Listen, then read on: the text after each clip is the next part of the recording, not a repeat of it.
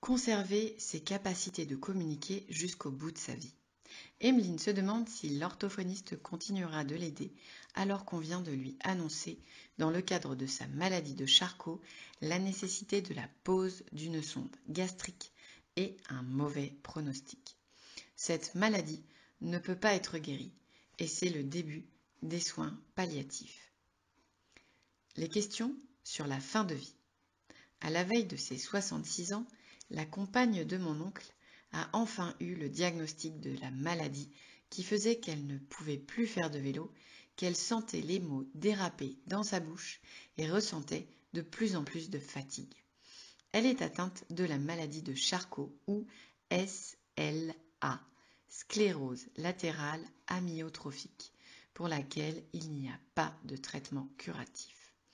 Elle m'appelle car elle ne veut pas trop en parler avec mon oncle qui est sous le choc. Elle a vu sur les sites consacrés à cette maladie que dans quelque temps, elle deviendrait de plus en plus paralysée, qu'elle ne pourrait plus manger ni même parler et qu'elle aurait des problèmes respiratoires. C'est bien ce que lui a expliqué le médecin en lui prescrivant des séances d'orthophonie. Elle parle avec moi de cette perspective de fin de vie qu'elle veut encore choisir. Elle se demande si cela relève des soins palliatifs et si l'orthophoniste qu'elle a commencé à voir pourra l'accompagner jusqu'au bout. Le rôle de l'orthophoniste en fin de vie. Les orthophonistes, en tant que professionnels de santé, participent aux soins palliatifs. Evelyne pourra être accompagnée selon les besoins par les membres de l'équipe de soins palliatifs et par l'orthophoniste pour ce qui concerne la communication, l'alimentation, déglutition et adaptation des textures, et les soins de confort, hydratation de la bouche par exemple. Les soins palliatifs. Ne mélangeons pas les soins palliatifs et la fin de vie.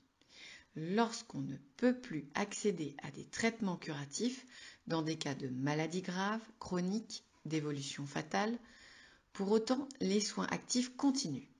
Les soins palliatifs sont là pour soulager la personne sur le plan physique, douleur, difficultés respiratoires, sur le plan psychologique, sur le plan spirituel et sur le plan social. Ils visent à sauvegarder la meilleure qualité de vie et la dignité pour la personne et son entourage. L'orthophoniste intervient bien dans une démarche palliative avec certains patients atteints de maladies non curables ou en fin de vie, par exemple dans les cas de cancer, de maladies de Charcot, d'autres maladies dégénératives ou chez des personnes très âgées et malades. L'orthophoniste peut adapter la prise de nourriture par l'adaptation de la posture et des textures pour éviter les fausses routes. Il peut aussi conseiller les aidants pour une alimentation plaisir lorsque l'alimentation par la bouche, péros, n'est plus possible, afin que la personne et son entourage gardent encore le plaisir du goût et du partage. Dans le cas d'Evelyne, lorsque cela sera nécessaire, l'orthophoniste pratiquera des soins de confort, hydratation de la bouche, soins de la bouche, respiration. Communiquer en fin de vie. L'orthophoniste peut permettre à la personne qui ne peut plus parler de s'exprimer en mettant en place des moyens alternatifs pour communiquer avec son entourage et avec les soignants. Tableau de communication, pictogrammes, applications numériques, façon de poser les questions fermées. C'est important pour une personne atteinte de maladies graves de pouvoir exprimer ses besoins, sa souffrance, ses inquiétudes et ses choix de traitement, et également se raconter. Si la personne a les moyens de communiquer, elle pourra participer aux prises de décision avec l'équipe de soins palliatifs. Elle continuera de participer à la vie de famille. Sa fin de vie sera mieux préparée pour elle et pour ses proches. Une coordination famille-soignant. Les soins palliatifs auxquels participe l'orthophoniste sont coordonnés dans une équipe qui intervient au domicile de la personne, en institution ou à l'hôpital. La démarche palliative accompagne la personne sur le temps nécessaire et évolue au fur et à mesure selon les besoins.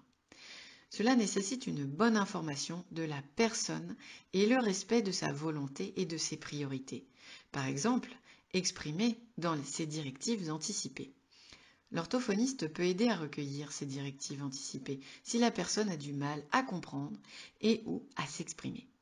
Il existe des supports pour cela, comme par exemple le jeu de cartes Go Wish. Les directives anticipées. Rédiger ces directives anticipées et désigner une personne de confiance sont des droits de toute personne afin de décider de sa fin de vie et d'éviter de souffrir. À tout moment, la personne peut revoir ses décisions.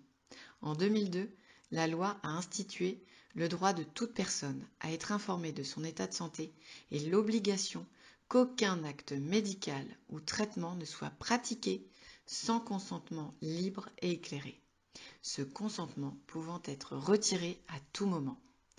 En 2005, la loi Leonetti sur la fin de vie donne la possibilité à toute personne majeure de rédiger ses directives anticipées et de désigner une personne de confiance. Par ailleurs, il ne doit pas y avoir obstination déraisonnable dans les traitements et la dignité de la personne en fin de vie peut être préservée par les soins palliatifs. Cette loi a été complétée en 2016 par la loi Leonetti-Clay, donnant obligation aux médecins de respecter les directives anticipées et donnant le droit à la personne en fin de vie de demander la sédation profonde pour éviter les souffrances. Cette sédation n'est pas l'euthanasie, interdite par la loi française. L'orthophoniste est un partenaire incontournable pour maintenir les compétences de communication le plus longtemps possible. Il est essentiel de pouvoir communiquer avec ses proches pour maintenir sa qualité de vie et décider de sa fin de vie dans des maladies non curables.